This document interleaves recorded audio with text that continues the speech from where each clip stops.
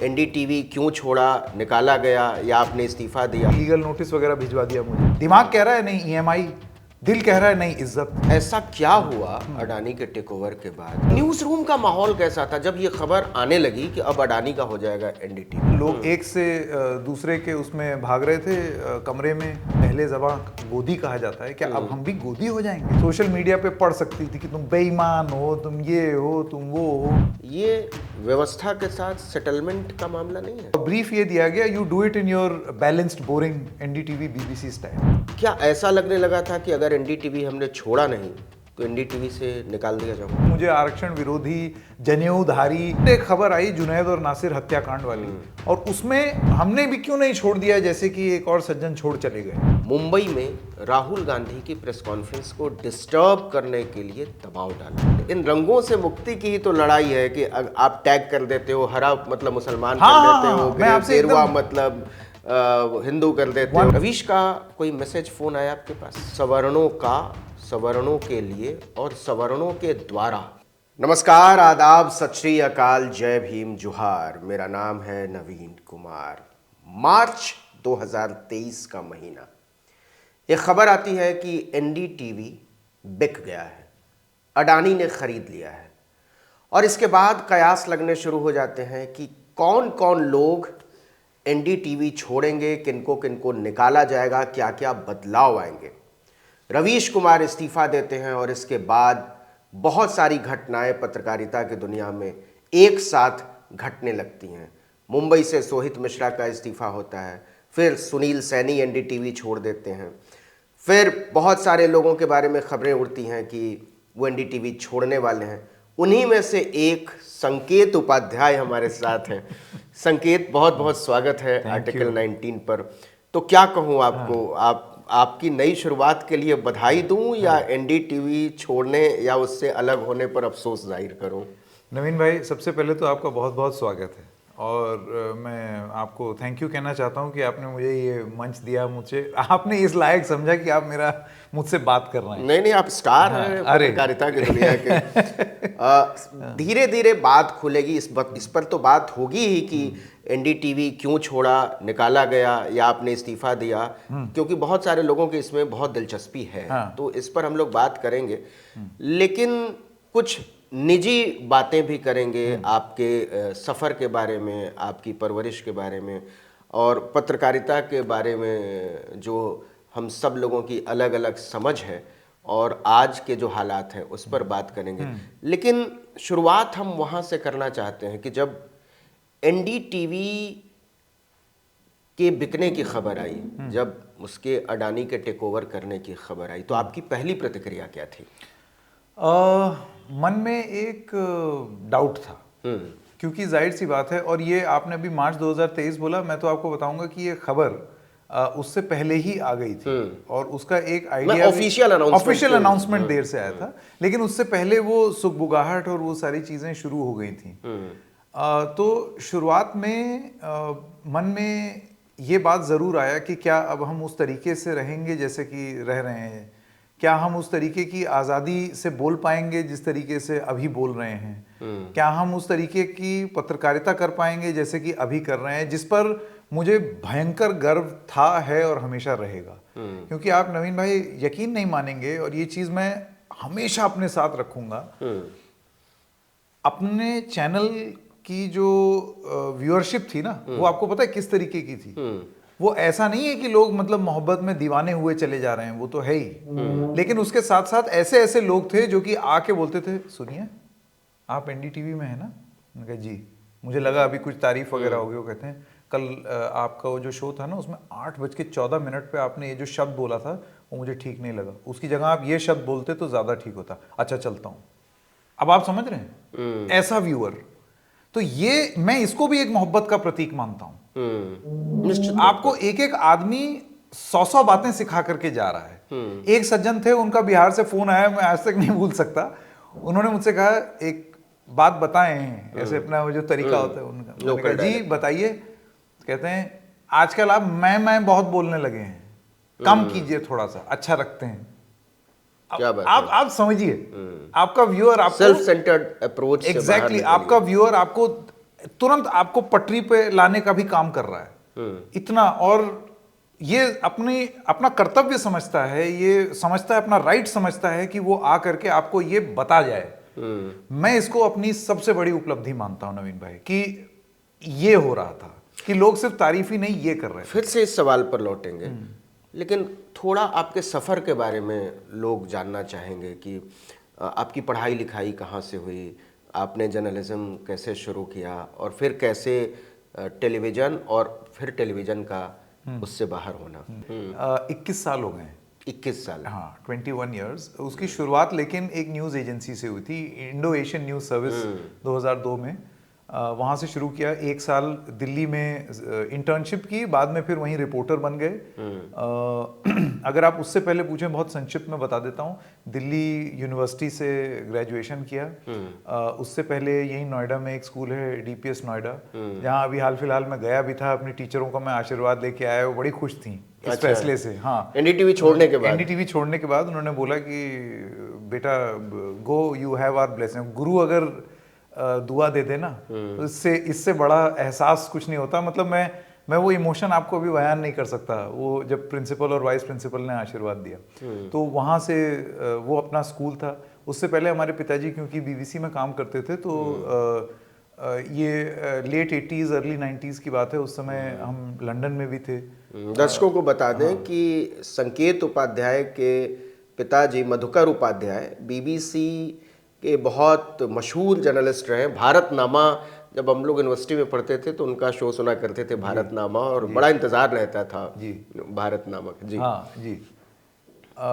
मैं जानता हूँ इसमें बहुत सारे लोगों को ये होगा कि अच्छा नेपोटिज्म है, ये वाली बात आएगी सामने, लेकिन इससे कतरा भी तो नहीं सकते इससे नहीं। और मैं इससे बिल्कुल भी ऐसा नहीं है कि बड़ा मतलब मैं शर्मसार हूँ इस बात से कि ये क्यों हो गया और ये वो I am very proud of this association. लेकिन अपना जो हासिल किया है वो उसके लिए जितना चाहिए, जितनी आपके अंदर शक्ति है, ताकत है, आपकी एबिलिटीज हैं, वो अगर आपके अंदर नहीं होगी तो फिर आप जिसके तो वो मददगार साबित हुआ क्या पिताजी का बीबीसी में होना, पीटीआई वो भाषा का चीफ होना? वो मतलब इस तरीके से होता था कि जब काम को लोग सराह रहे होते थे और बाद में उनको पता चलता था, तब वो कहते थे अच्छा ये तो तुमने बताया ही नहीं।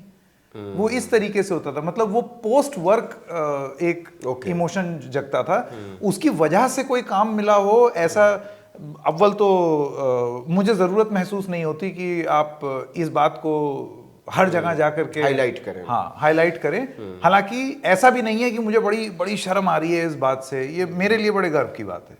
मतलब वो शुरुआत में आप ऐसे समझ लीजिए कि जर्नलिज्म के बहुत सारे चीजें मतलब अपने तो पिताजी बताते थे ऐसे करो ऐसे करो, नहीं, ऐसे सुन के। अच्छा। और यही नहीं, अभी जैसे आप उधर देखेंगे वो एलपी रिकॉर्ड रखे हुए हैं।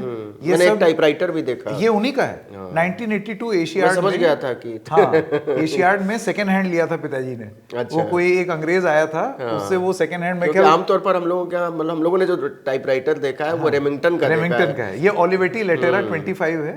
ये उस समय मेरे ख्याल सेकंड हैंड में 700-800 रुपए का था। तो बहुत बड़ी चीज होती थी, उतना पैसा 82 में अफोर्ड कर पाना। लेकिन उन्होंने, हमारी माताजी कहती तो हैं, जब मैंने इस्तीफा दिया एनडीटीवी से, मुझे लगा नाराज होंगी। उन्होंने कहा कि नहीं, हमें नाराजगी नहीं है, हम पहली बार थोड़ी देख रहे हैं। क्या बात है। तुम्हारे पिताजी भी यही करते थे। ताकत बहुत बड़ी ताकत है। मुझे जब आज तक ने निकाला तो मैंने पिताजी को कहा कि मैं बड़ा परेशान था क्योंकि वो कोविड का दौर था, लॉकडाउन लगा हुआ था, तब मुझे आज तक ने बाहर निकाला।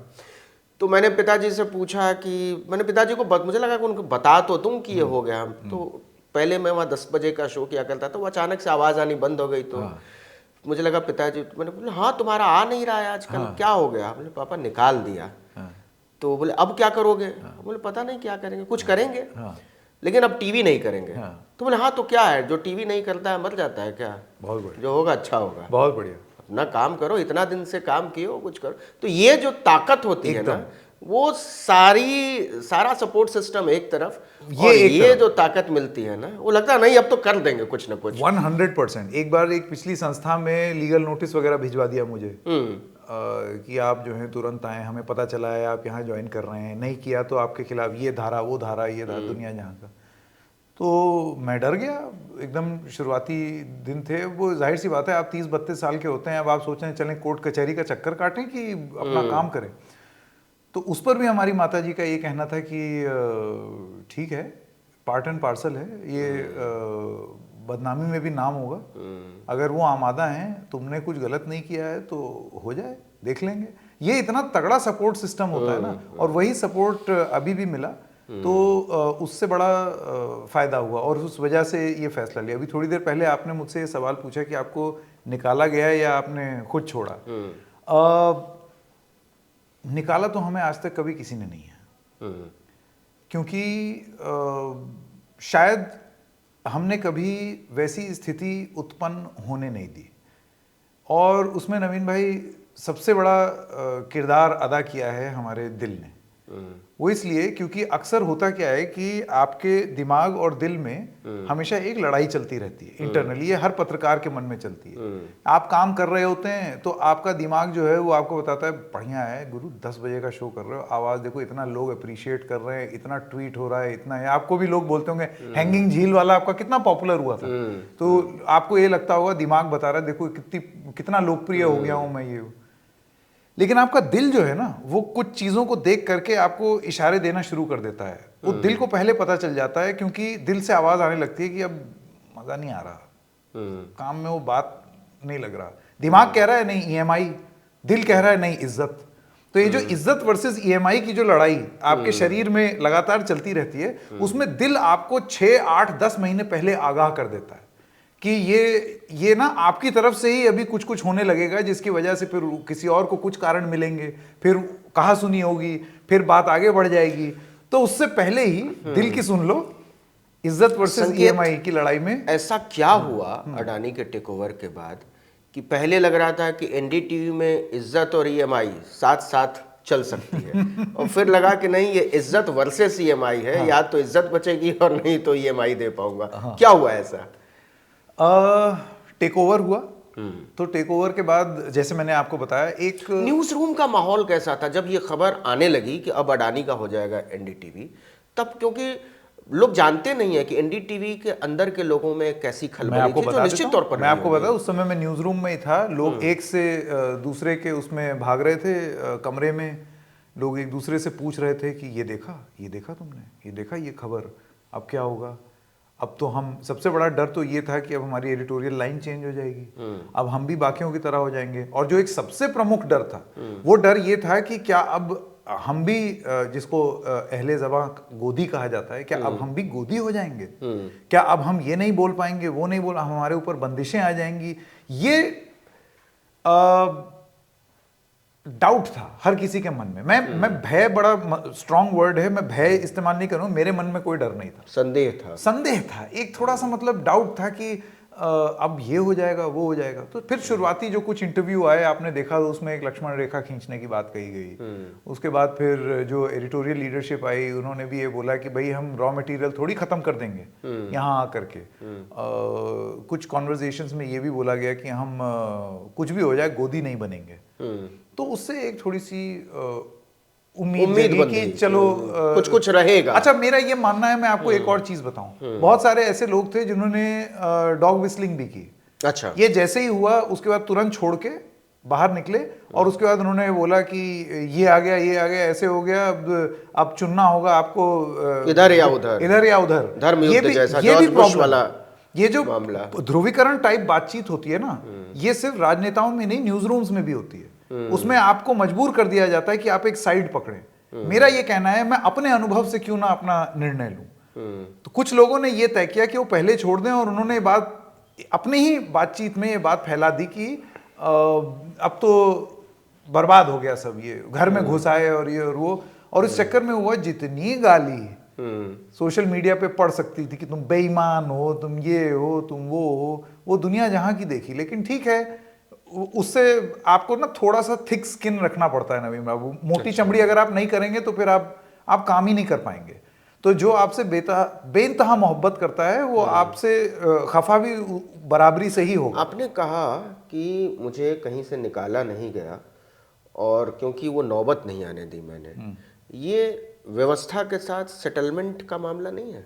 नहीं, ये सेटलमेंट का मामला नहीं है, ये अपने आप से जिसको राजनीति में कहा जाता है आपदा को अवसर में बदलना, इससे पहले कि आपदा आए मैं एक नई राह चुन रहा हूं, और मैंने अपने पूरे करियर में यही किया है। ये मेरा 10वां इस्तीफा है नवीन बाबू, 10th resignation. IANS, Hindustan times, NDTV पहली स्टिंट जिसमें मैं कमाल भाई के साथ लखनऊ में था 2005 से 2008 तक।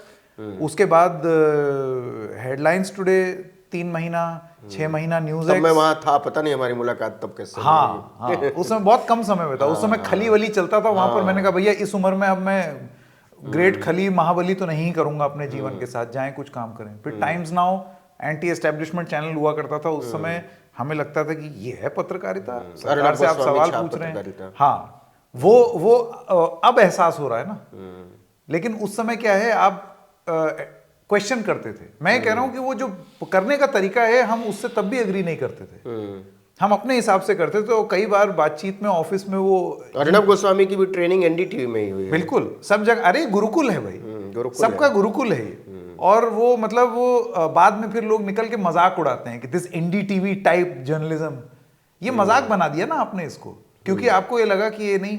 मैं आपको बताता हूं कि ये वही NDTV की जो ट्रेनिंग थी इस गुरुकुल की, उसकी वजह से एक बेस बना कि इन जिस संजन का आप नाम ले रहे हैं, उन्होंने मुझे जब 2011-12 अन्ना एजिटेशन पे बहुत कश्मकश शुरू हो गई थी इनकी सरकार से, तो मुझे डॉक्यूमेंट्रीज लिखने को कहा गया और ब्रीफ ये दिया गया, you do it in your balanced boring NDTV BBC style.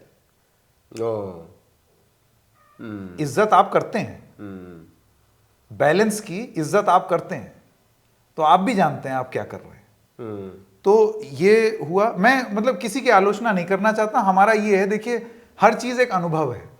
तो यहां हुआ, जहां जहां फिर टाइम्स नाउ हुआ, टाइम्स नाउ के बाद इंडिया टुडे, CNN न्यूज 18, फिर गए हैदराबाद एक चैनल लॉन्च करने, इंडिया अहेड, और फिर NDTV आ गए। इन 10 जगह हर जगह दिल ने आगाह कर दिया कि गुरु बस करियर में समय कम है, पॉजिटिव एनर्जी के साथ काम करना है, you don't have to suffer the same fools, if possible suffer new fools. कहीं नई जगह जाइए, नई चुनौती लीजिए। तो बस यही नई चुनौती पर आएंगे, लेकिन क्या ऐसा लगने लगा था कि अगर NDTV हमने छोड़ा नहीं तो NDTV से निकाल दिया जाऊंगा? मन में देखिए ये डर रहता है, लेकिन मुझे एक चीज का तो पूरा विश्वास था, और वो विश्वास ये था कि जब 9 बजे का शो, पहले मेरा शो खबरों की खबर 8 बजे था, फिर वो 9 बजे हुआ, और 9 बजे में आपको पता है वो कितना बड़ा रिक्त स्थान था जिसको भरने की बात हो रही थी, और वो भी एक ऐसे वक्त में जब मतलब सब जगह ये प्रचार और प्रसार हो चुका था कि ये तो बिके हुए हैं, अब ये कूड़ा कर देगा, तमाम तरीके की उपाधियां, ये तो आपिया है, आपटर्ड है, सॉफ्ट संघी है, मतलब आपको तो मैं बता नहीं सकता कि वो सारे तमगे यहाँ लगे हुए हैं मेरे हर टाइप के, यहाँ पर मैं ले करके उसको चल रहा हूँ। और ऐसे वक्त में जब लोगों ने आरक्षण विरोधी भी, आरक्षण विरोधी भी, ये पूरा अम्बेडकराइट इकोसिस्टम जो है वो जो सोशल मीडिया पे चलता है, उसमें मुझे आरक्षण विरोधी, जनेऊधारी, मतलब मैं जो नहीं हूं, मुझे तो ये सुन के पता चलता है मैं क्या क्या हूं। तो खैर वो कोई बात नहीं। मेरे लिए चुनौती ये थी कि अच्छा है, मुझसे बिल्कुल किसी को कोई एक्सपेक्टेशन नहीं थी, और यहाँ मुझे वो बिहार वाले याद आ रहे हैं जिन्होंने मैं बोलने से मना किया था, तो हम पे उतरते हैं, क्योंकि सुशील बहुगुणा जी जो कि पिलर हैं 9 PM के NDTV के, वो सुशील महापात्रा, मिहिर गौतम, मैं और तमाम लोग, असद किदवई सर, हम लोग सब मिल करके उधर सम्मी, अदनान, ये सब प्रोड्यूसर्स थे, इन लोगों ने बैठ करके जब दिमाग लगाना शुरू किया, तब फिर एक खबर आई जुनैद और नासिर हत्याकांड वाली, और उसमें इन्हीं लोगों ने, जो कि बहुत नाराज थे, खफा थे कि हम क्यों रुक गए, क्यों कर रहे हैं हम ये सब, हमने भी क्यों नहीं छोड़ दिया, जैसे कि एक और सज्जन छोड़ चले गए। उसके बाद इन्हीं लोगों ने नीचे कमेंट्स में ये लिखा, मैं कमेंट्स बहुत गंभीरता से पढ़ता हूँ। कमेंट्स में ये चीज लिखा, अब आप जिस दुनिया में जा रहे हैं ना, हाँ, वहाँ कमेंट्स पढ़ना जो है ना, वो केवल जरूरत नहीं है, वो मजबूरी भी है। मजबूरी नहीं तो लोग खदेड़ लेते हैं। आपका एक सब्सक्राइबर भी कहेगा, सब्सक्राइबर की बात हुई है लेकिन वो बात आगे खुलेगी, कि आप भूलिए नहीं, मतलब लोग ऐसे हक के साथ कहते हैं कि आप भूलिए नहीं कि मैंने आपके 10 लोगों को सब्सक्राइब करवाया था। एनडीटीवी में भी ऐसे ही होता था, लोग हाथ पकड़ लेते थे।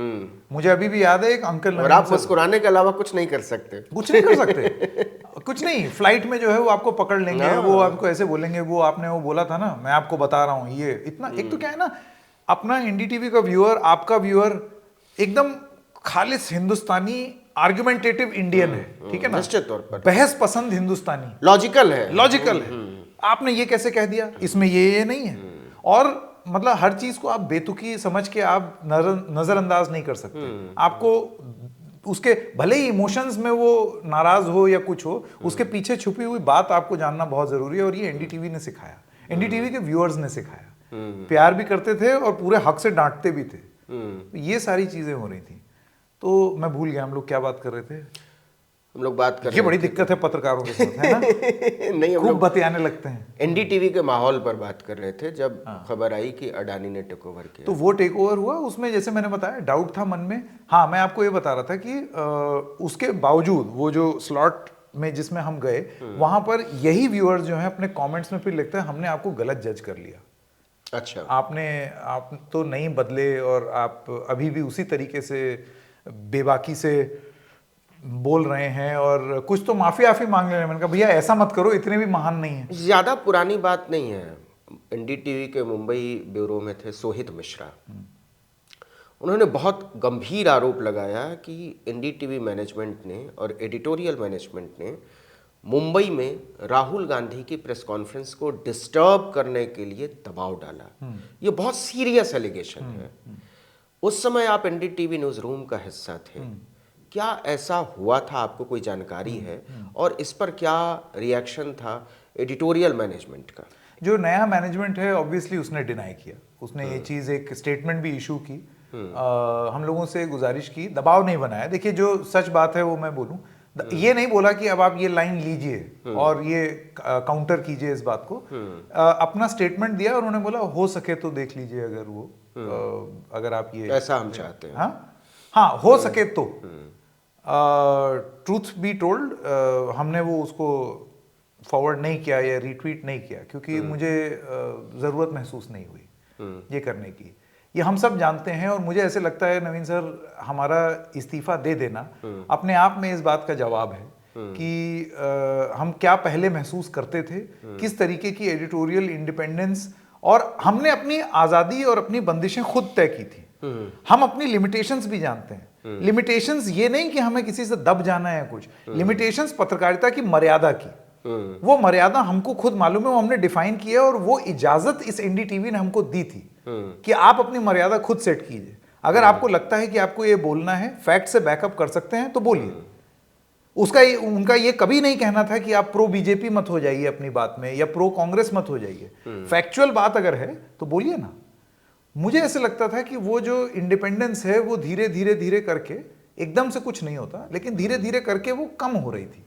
अच्छा। और इससे पहले कि वो एकदम ही मतलब ऐसा हो जाए कि खत्म हो जाए और उसके बाद आप हाथ मलते रह जाएं और आप ये सोचें गुरु उस समय फैसला ले लेते तो ठीक था।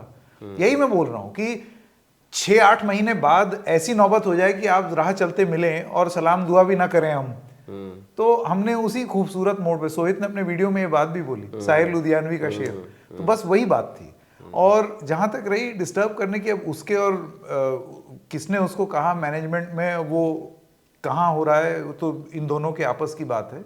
लेकिन as an outsider, ring side view की अगर मैं आपको बात बताऊं, उसके बाद डिनायल आया इस नए मैनेजमेंट की तरफ से। गुजारिश की गई कि आप इस डिनायल को प्रसारित करें, उसका प्रचार करें, लेकिन मेरे पास कोई ठोस वजह नहीं है किसी पर भी शक करने की कि वो सही बोल रहे हैं या गलत। दूसरी चीज, मुझे नहीं लगता मेरी पत्रकारिता में ये मेरा मैंडेट भी है। हमारा मैंडेट हमारे व्यूअर्स के साथ है, हमारा मैंडेट ये था कि हम जिस आज़ादी के साथ न्यूट्रलिटी नहीं लेकिन ट्रूथफुल होकर के, सच्चाई के साथ, लोकप्रिय नहीं, खबरों की खबर कभी भी लोकप्रिय शो नहीं था, लेकिन हाँ जितने लोग देखते थे वो हमेशा ये बोलते थे कि ये बात ठीक है। तो बात ऐसी जो ठीक या सही हो, भले ही वो लोकप्रिय हो या ना हो, अपना ये था। और उसके चलते बहुत लोगों का, भले ही वो संख्या में कम हो, लेकिन वो इज्जत बहुत मिली। तो हमको तो वही चीज अच्छी। तो जब आपने एनडीटीवी छोड़ा और अब तो ऑफिशियली आप कार्यमुक्त हो गए हैं, हाँ, तो एनडीटीवी के पुराने मालिकान डॉक्टर प्रणव रॉय, राधिका रॉय ने कुछ संदेश भेजा, कुछ कहा, कुछ बधाई दी? अभी हमारा ये जो YouTube चैनल लॉन्च हुआ है उसके बाद इसमें और भी पार्टनर्स हैं मेरे साथ। टेलीविजन न्यूज़ जगत पत्रकारिता के first generation news room boss Sunil Saini हमारे साथ, वो स्टार न्यूज़ में काम कर चुके हैं, आज तक में काम कर चुके हैं, एनडीटीवी में ही 18 साल जब वो हो गए। स्टार में थे तो मैं भी स्टार में था। आपने काम किया हुआ है। भयंकर न्यूज रूम मैनेजर माना जाता है उनको। आप उनको 2 लोग दे दीजिए, वो 2 लोगों में से ऐसा काम दिखा देंगे जो लोग 50 में ना करवा पाए। ये उनकी स्ट्रेंथ है। तो आप People's लोगों ने person। साथ मिलकर हाँ, तो शुरू वो किया है। सैनी जी हैं और एक रिपोर्टर हैं सौरभ शुक्ला, आप जानते होंगे। वो मतलब उसको बहुत अवार्ड्स वगैरह मिले हैं फील्ड रिपोर्टिंग के लिए। उसको घंघोर मेहनती है, मैं आपको ये बता सकता हूँ। मतलब वो भयंकर जुझारू, कोविड में मतलब ऑलमोस्ट रिस्क ले लेके, ये किसी को नहीं मालूम, नाक में सरसों का तेल की 2 बूंद डाल के जाता था वो रिपोर्टिंग करने। क्या बात है। हाँ। तो अब ये भी बता दीजिए तो कि नई शुरुआत क्या है? हाँ, तो ये दोनों लोग और मैं, हम 3 मिल करके अपना पहला वीडियो यहीं पे शूट किया था, जहाँ पर हम लोग ये शूट कर रहे हैं, इन्हीं कुर्सियों पे बैठ के। तो सैनी जी को मैसेज आया डॉक्टर रॉय और मिसेस रॉय का, और वो बेहद खुश हैं इस फैसले से। वो बेहद खुश हैं। मिसेस रॉय और डॉक्टर रॉय बहुत पर्टिकुलर हैं कुछ कुछ चीज़ों को लेके, जैसे रंगों का चयन, बोली हुई बात, सलीका, तमीज़, कंटेंट, डिस्प्ले, और उनकी तरफ से ये आना कि अच्छा लग रहा था आपने जिस तरीके से बनाया है, जो नाम रखा है, जो ये सब है, पूरा आशीर्वाद। तो क्या बहुत ही नाम अच्छा रखा लगा है? इस चैनल का नाम है द रेड माइक, लाल माइक। अच्छा, लाल माइक, अब द रेड माइक। हाँ, एनडीटीवी का द रेड माइक, और अब एनडीटीवी के बाद भी। मेरा तो ये कहना है नवीन साहब, हमने एनडीटीवी भले ही छोड़ दिया हो, लाल माइक हमारे पास है। यही तो we have the red mic. Sanket, ये अपने आप में सवाल है, और मतलब ये मेरे मन में आया है सवाल कि ये जो मैं कहूँगा, ये जो इन्फेचुएशन है रंगों को लेकर, और जो मैं कहूँ कि पूर्वाग्रह है कि नहीं लाल का मतलब सर्वश्रेष्ठ होगा, नहीं, दरअसल या जर्नलिज्म का पर्याय जैसा कुछ। हाँ। अब यही दरअसल इन रंगों से मुक्ति की ही तो लड़ाई है कि आप टैग कर देते हो, हरा मतलब मुसलमान कर देते हो, गेरुआ मतलब हिंदू कर देते हो, तो लाल का मतलब आप प्रोग्रेसिव कर देते हो। और ये जो रंगों का प्रभुत्व है, लड़ाई तो इससे मुक्ति की है ना, फिर उसी में फंसने से तो काम कैसे चलेगा? ये सवाल आपने बड़ा सही पूछा। ये तो एक नजरिया है, लेकिन ये पूर्वाग्रह जो है ये लोगों का बनाया हुआ है ना। मैं तो रंगों को एक खुशी का प्रतीक भी देखता हूँ। आपके खून का रंग जो है, आप ये बोल दें इसको रंग मुक्त बना दीजिए, तो वो पानी हो जाएगा, फिर रक्त नहीं रहेगा। लोहिया जी कहते थे हजारों फूलों को खिलने दो, तो हजारों फूलों मतलब वाइब्रेंट थॉट्स, बिल्कुल बिल्कुल, हर तरह के विचार। तो मेरा ये कहना है कि इसको आप ऐसा नहीं है कि द रेड माइक जो है वो महज लाल रंग और हम लाल में ही सिमट के रह जाएंगे। हमारा जो थंबनेल, क्योंकि यूट्यूब में बड़ा मैंने तो एक क्षेपक के तौर पर हाँ, नहीं बिल्कुल, उसमें सफेद भी है, उसमें काला भी है, उसमें नीला भी है, हम सब पूरा गुलदस्ता है सर।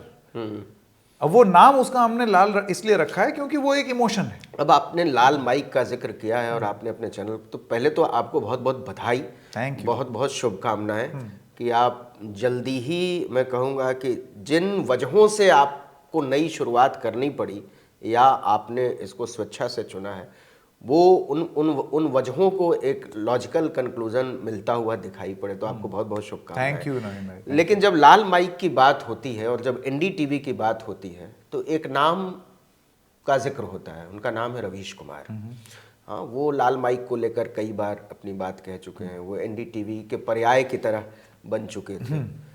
रवीश का कोई मैसेज फोन आया आपके पास? मेरे पास नहीं आया क्योंकि वो संभवतः व्यस्त होंगे, लेकिन मेरे जो और बाकी पार्टनर्स हैं उनसे ज़रूर बात हुई।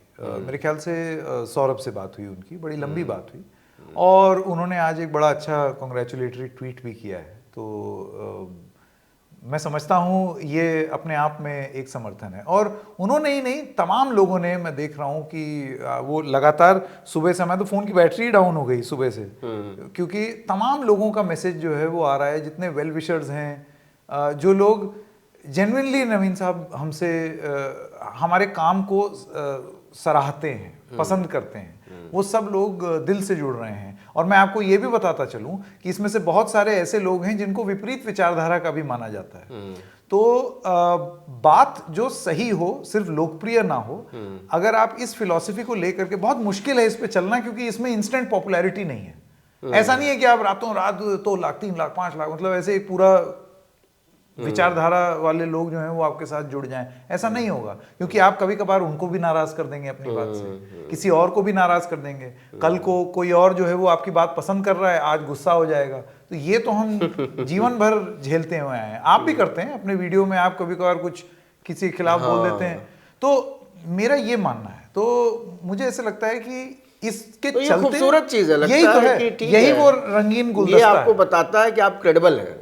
आपसे लोगों को उम्मीद है, आपसे नाराज होते हैं, खुश होते हैं, तो ये। लेकिन अब जरा न्यूज रूम, चूंकि इकोसिस्टम की बात हो रही थी थोड़ी देर पहले, न्यूज रूम इकोसिस्टम की बात करते हैं संकेत, आपको ऐसा नहीं लगता, आपने बहुत सारी जगहों में काम किया, आपने इंडिया टुडे ग्रुप में काम किया है, आपने टाइम्स ऑफ इंडिया ग्रुप में काम किया है, एनडीटीवी में तो किया ही है, आपने आईएएनएस में काम किया, आपने हिंदुस्तान टाइम्स में इससे काम अच्छा किया न्यूज है। रूम नहीं है एनडीटीवी से। लेकिन इसमें से किसी भी न्यूज़ रूम, और जिनका नाम मैंने नहीं लिया है उनको भी जोड़ दीजिए, ऐसा नहीं लगता है कि ये जो टेलीविज़न के चैनल हैं, और आप अखबार भी मान लीजिए, ये सवर्णों के लिए और सवर्णों के द्वारा काम करते हैं। इसमें आपको कोई याद आता है, कोई दलित जर्नलिस्ट? आप की बात एकदम सही है, और ये एक मैं भी मानता हूँ। देखिए, इसके चलते मुझे मेरी घंघोर आलोचना भी हुई है, लेकिन मेरा अपने दर्शकों से और आपसे ये कहना है, मैं अगर उपाध्याय पैदा हो गया हूँ तो क्या ये मेरे अगेंस्ट जाए ये बात? नहीं, ये बात आपके निजी आपकी बात नहीं है। हाँ, मैं समझ लेकिन ये तो डाइवर्सिटी के अगेंस्ट, डाइवर्सिटी के बेसिक प्रिंसिपल के खिलाफ है। एकदम आपकी बात सही है, और ये रिप्रेजेंटेशन और होना चाहिए, और ये नहीं है, ये बात सच है। जैसे कि मतलब हमारे न्यूज़ रूम में कई बार हम लोग बेशक मजाक के तौर पर ये चीज़ बोलते हो कि देखो शर्मा, मिश्रा, शुक्ला, उपाध्याय, इस तरीके से बात होती है, वो भले ही मजाकिया बात में हो रही हो, हालांकि ये जितने भी लोग एनडीटीवी में थे, हमारे व्यूअर्स भी इस चीज़ को अटेस्ट करेंगे, आप भी करेंगे कि ये पूर्वाग्रह लेकर के हम लोग नहीं चलते हैं कि हम लोग कुछ, मतलब हमारे अंदर वो कोई पंडिताई, कोई तमगे लगे हुए हैं। हम कभी इस तरीके की बात नहीं करते, और ना ही कभी एनडीटीवी के इंटरनल सिस्टम, क्योंकि आप बहुत सीनियर पोजीशंस में रहे और जो सबसे ऊपर के पोजीशंस में रहे उनसे आप सीधे कनेक्टेड रहे, कभी ये बात उठी कि नहीं न्यूज़ रूम और डाइवर्स होना चाहिए, हम यहाँ और दलितों को ले आएं, आदिवासियों को ले आएं, उसमें भी लड़कियों को ले आएं, उस तबके की, उनकी आवाज़ भी हमारे न्यूज़ रूम एकदम आप सही कह रहे हैं, एकदम कभी ये बात उठी? बिल्कुल बात उठी है। इनफैक्ट मैं आपको, क्योंकि आपने महिलाओं की बात की, आप ये समझ लीजिए कि डांट पड़ती थी एनडीटीवी में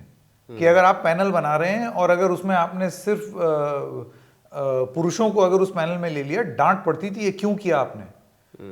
दलित, एक मुझे अभी भी याद है, एक अनुसूचित जाति विशेष या कास्ट सेंसस को लेकर के एक कोई चर्चा हो रही थी, जिसमें मतलब ऐसा किसी ने सोचा नहीं, लेकिन उसमें क्या हुआ कि सारे ही सवर्ण बैठ करके उस मुद्दे पर बात कर रहे थे। ऐसे ही होता है, ऐसे वो सारे चैनलों में ये इत्तेफाक, हसीन इत्तेफाक जो है वो अपने आप ही घटित होते रहते हैं। मैं नहीं मानता हूं कि और कोई ऐसा चैनल होगा जहां पर डांट पड़े कि क्यों किया, ये क्या तरीका था, आइंदा से ये गलती नहीं होनी चाहिए। ये चेतना जो है ना, वो होना जरूरी है। मैं ये नहीं कहता हूं कि हमसे गलती नहीं होगी, गलती तो काम करेंगे तो गलती होगी, लेकिन अगर गलती को हमें पता हो जाए और अगली बार हम ये प्रण लें कि हम उसको नहीं बिगड़ने देंगे, या वो गलती दोबारा नहीं दोहराएंगे। जैसे मैनल कहते हैं इसको, मतलब एक पैनल में अगर सिर्फ मैन बैठे हो तो उसको मैनल कहा जाता है। तो हमारे यहाँ मैनल पर तो आपके कान खींच लिए जाते थे कि ये नहीं हो सकता बॉस, ये एक्सेप्टेबल नहीं है, ये मतलब इतनी सख्ती थी।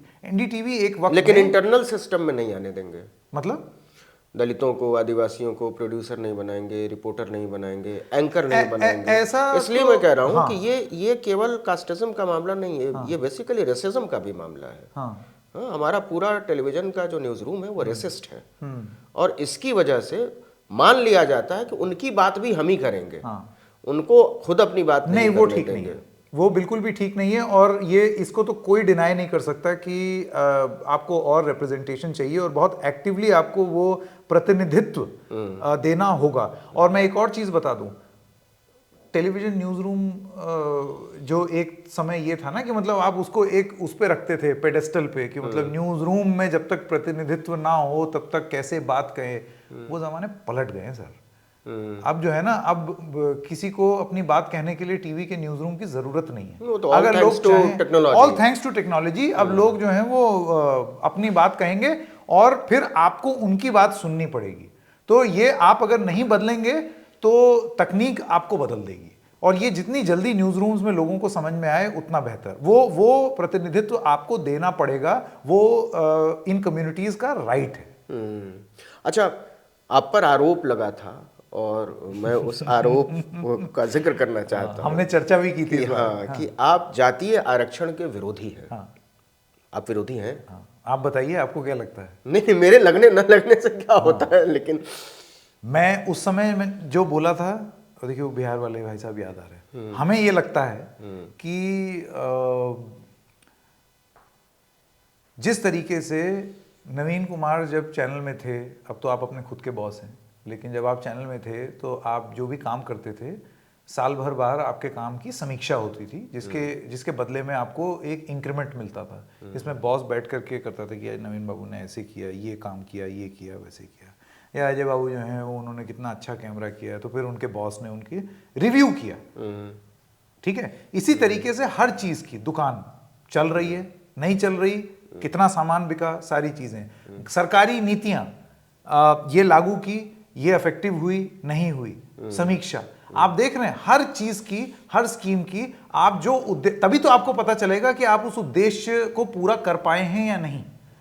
मैंने बस उस समय सिर्फ एक और एक चीज बोली, मैंने कहा ये कैसी व्यवस्था हम चाह रहे हैं या उम्मीद रखते हैं कि वो आरक्षण आ जाए और फिर वो परमानेंट ही रह जाए, हर समय रहे और उसमें और चीजें जुड़ती रहें, उसका रिव्यू क्यों ना हो?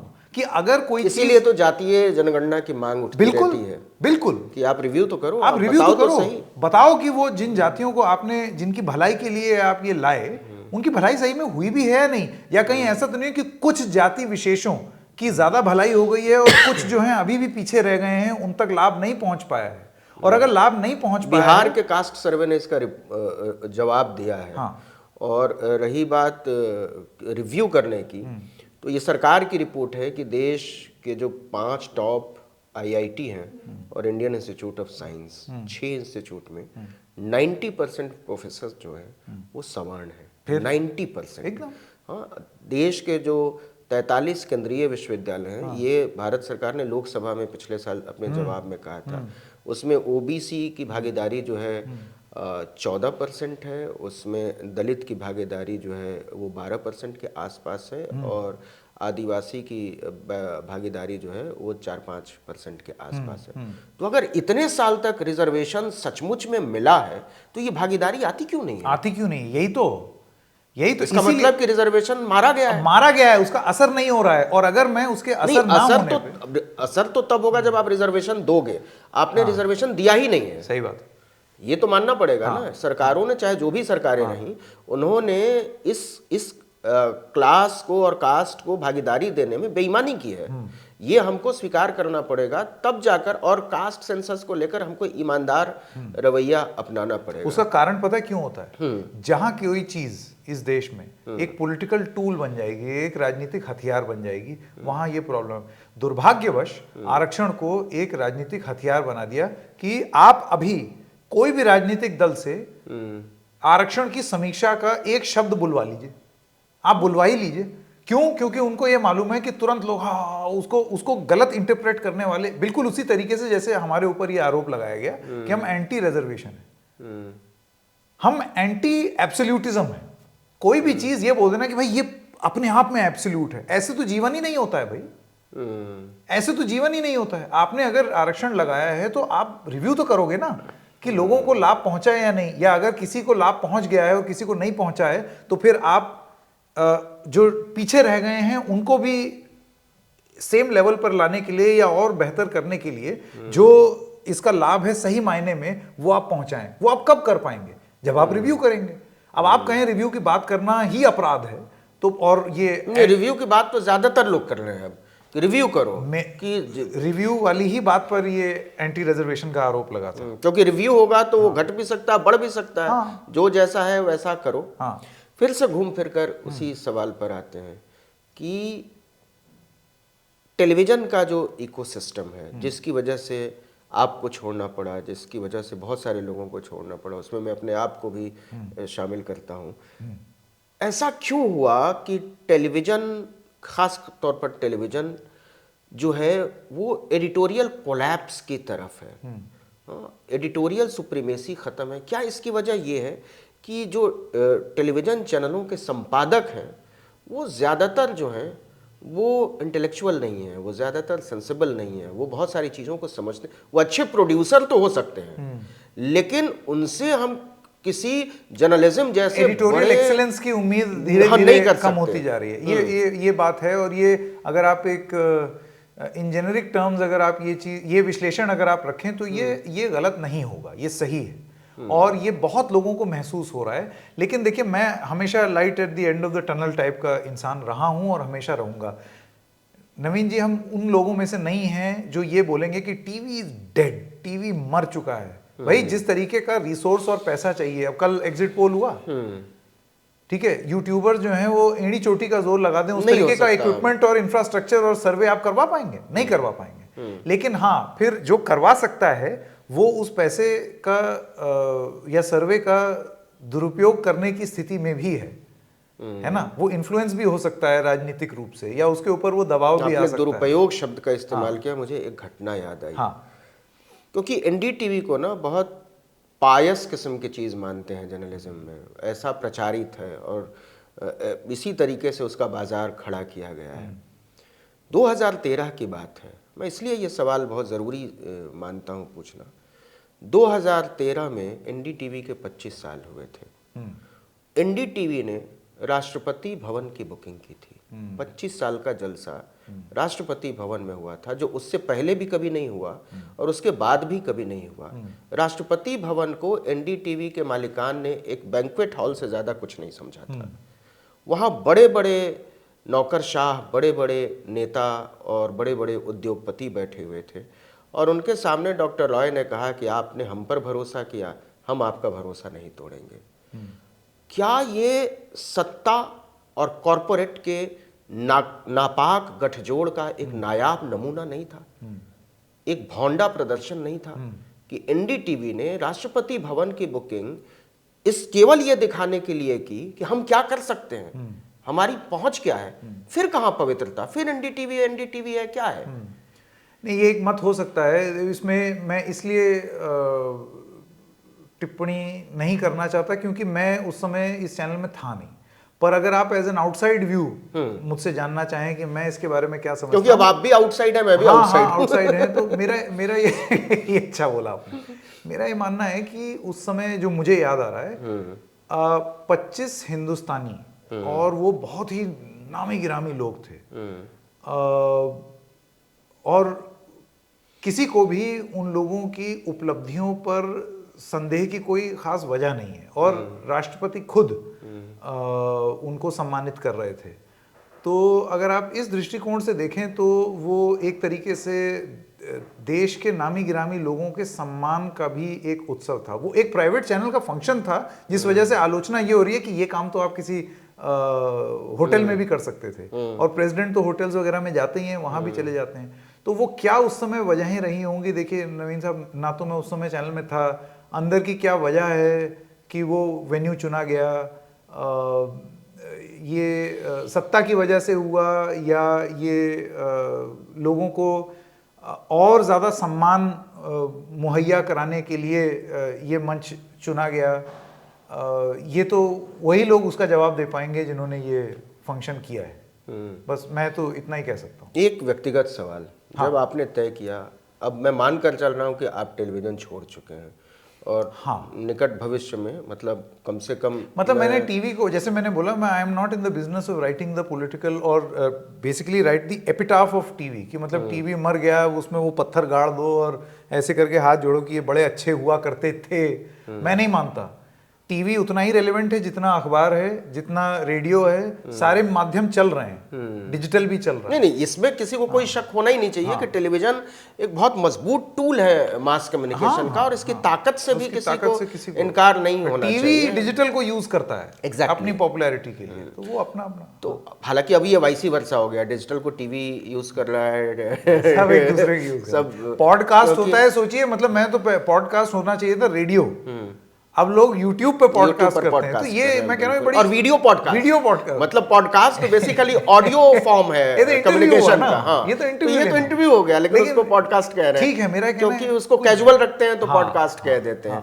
आपकी पत्नी की क्या प्रतिक्रिया थी? कि क्योंकि निश्चित तौर पर उनका भी एक टेक रहा होगा और अजीब लगा होगा, उन्होंने आपको टेलीविजन, वो खुद एक बड़ी जर्नलिस्ट हैं, नामी जर्नलिस्ट हैं टेलीविजन इंडस्ट्री की, उनकी क्या प्रतिक्रिया थी? निराश थी?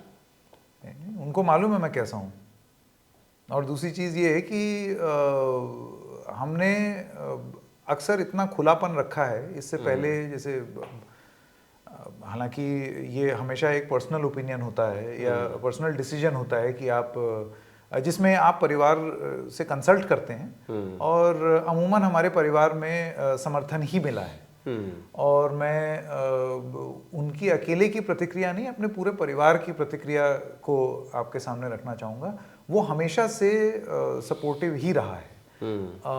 और वो, जैसे उनके केस में भी, जब उन्होंने अपनी नौकरी एक वक्त छोड़ी थी, तब हमारा भी समर्थन उसी तरीके से। हम दर्शकों को बता दें उनके बारे में। बिल्कुल, आप जैसा ठीक समझें। संकेत की पत्नी पलकी शर्मा है और उन्होंने बहुत सारे टेलीविज़न चैनलों में काम किया है, आजकल एक डिजिटल प्लेटफॉर्म के साथ काम कर रहे हैं।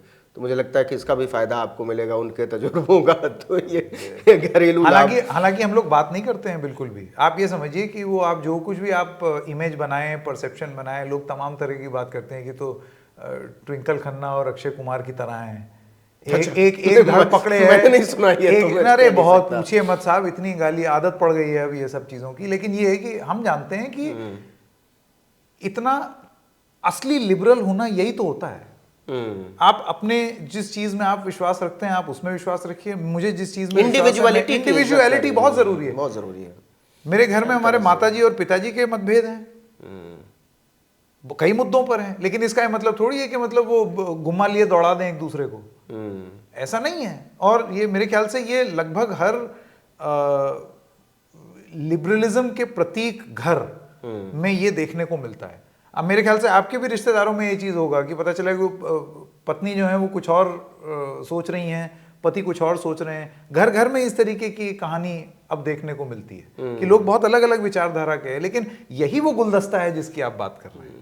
दरअसल आज़ादी का एक्सटेंशन यही है, क्योंकि वो इंडिविजुअल इंडिपेंडेंस की तरफ ही आज़ादी जाएगी। जब हम बिग फाइट करते थे, बिग फाइट के प्रोमो की एक लाइन हमने इसीलिए लिखी थी उसमें, opinion of all huge and shades.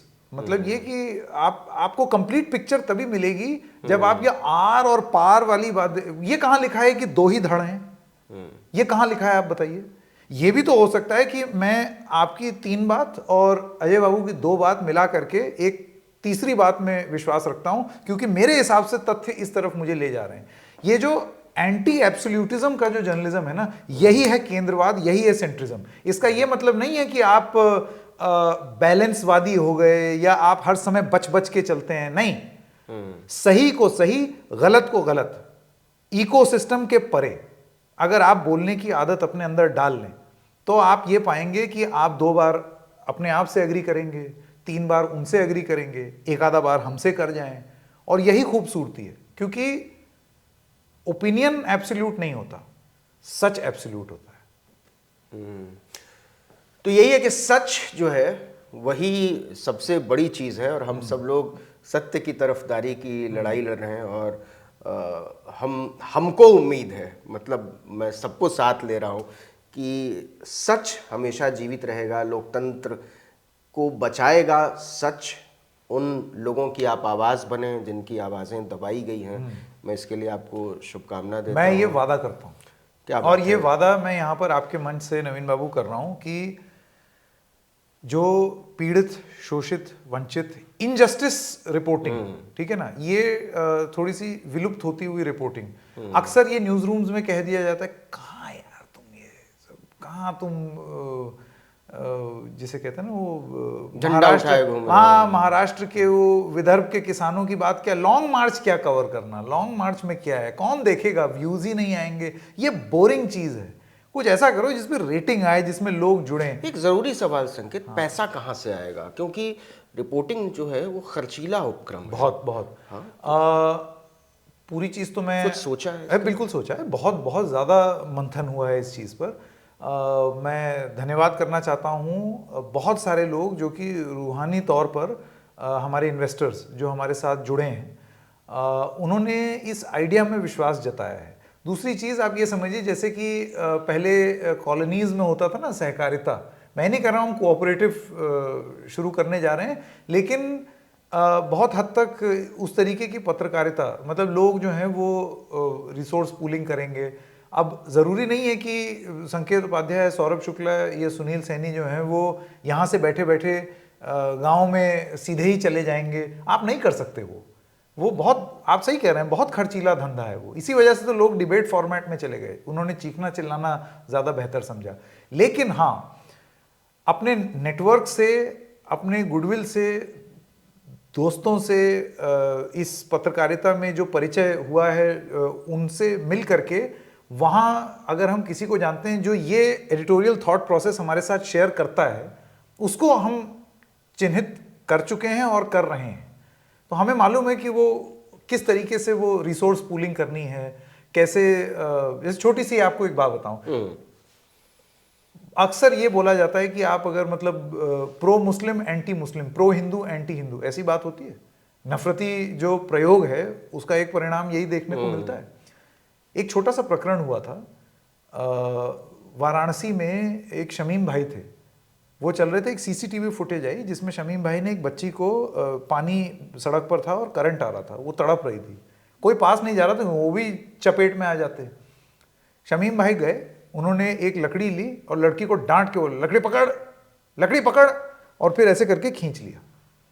ये सीसीटीवी फुटेज थी। ये अमूमन स्पीड न्यूज में एक इंसान ने वाराणसी में बचाई लड़की की जान, लड़की बची, और सीसीटीवी फुटेज 7-8 सेकंड में खत्म हो जाता।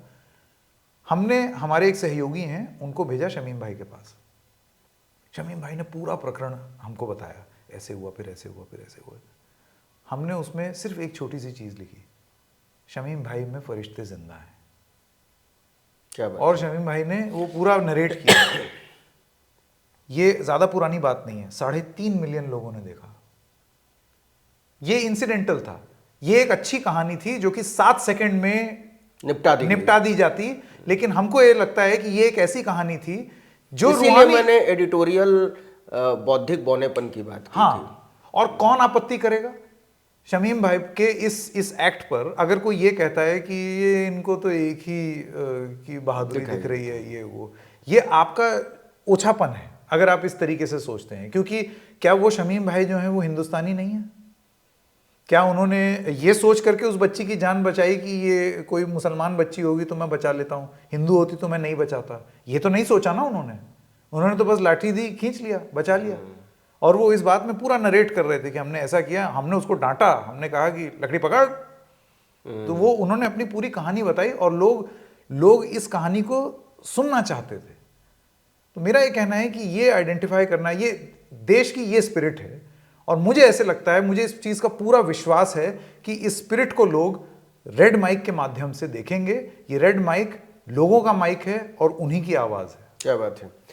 तो डिजिटल की दुनिया में संकेत का, सुनील सैनी का और सौरभ का स्वागत कीजिए। मैं भी अपील कर रहा हूं कि रेड माइक को ज़रूर सब्सक्राइब कीजिए और ऐसी बहुत सारी आवाज़ों की ज़रूरत है, बहुत बहुत ज़्यादा ज़रूरत है। तो जर्नलिज्म की दुनिया को वाइब्रेंट बनाने के लिए आप चले हैं। हाँ। तो हमारे जैसे लोग बहुत उत्साहित हैं। आइए, इस जमात में आपका स्वागत है। बिल्कुल। Thank you. आर्टिकल 19 इंडिया से बात करने के लिए आपका बहुत बहुत धन्यवाद संकेत। थैंक यू नवीन भाई, थैंक यू, नमस्कार।